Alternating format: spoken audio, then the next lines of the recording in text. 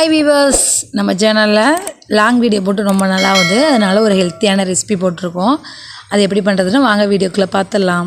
இன்றைக்கி நம்ம வீட்டிலே கிடைக்கிற முருங்கைக்கீரை வச்சு தான் துவையல் பண்ண போகிறோம். அதுக்கு நல்ல ஃப்ரெஷ்ஷான முருங்கைக்கீரையை பறிச்சிட்டு வந்திருக்கேன். அதை நல்லா காம்பெல்லாம் எடுத்துகிட்டு நான் க்ளீன் பண்ணி வச்சுருக்கேன். இதேமாரி க்ளீன் பண்ணி வச்சுட்டு துவையலுக்கு தேவையான பொருளை பார்த்துடலாம். அதுக்கு முன்னாடி இந்த முருங்கைக்கீரையை தண்ணியில் நல்லா அலசி தனியாக எடுத்து வச்சிடுறேன்.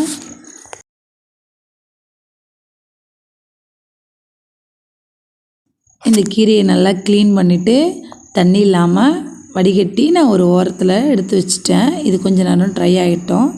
இதில் தண்ணியெல்லாம் ஃபில்டர் ஆகிடும். அதுக்கப்புறம் ஒரு கடாயில் கொஞ்சமாக நம்ம எண்ணெய் சேர்த்துப்போம். அது கூட 2 பச்சை மிளகாய், 2 காஞ்ச மிளகாய் போட்டுக்கலாம்.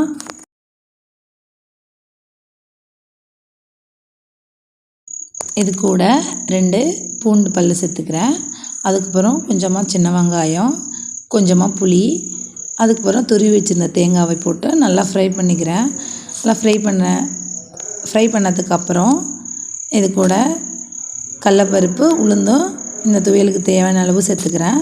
இதையும் நல்லா எண்ணெயிலேயே ஃப்ரை பண்ணி விட்டுடலாம்.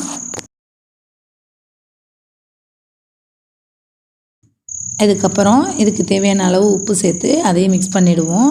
இது நல்லா வதக்கி விட்டதுக்கப்புறம் நம்ம ஆல்ரெடி க்ளீன் பண்ணி வச்சுருந்தோம்ல முருங்கைக்கீரை, அதையும் சேர்த்து நல்லா சுருண்டை வதக்கிடலாம்.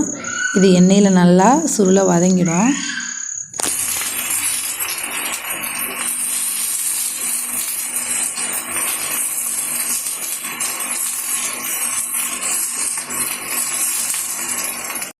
இந்த கீரை நல்லா வதங்கினதுக்கப்புறம் நல்லா ஆற விட்டுட்டு நம்ம அரைச்சி எடுத்துக்கலாம்.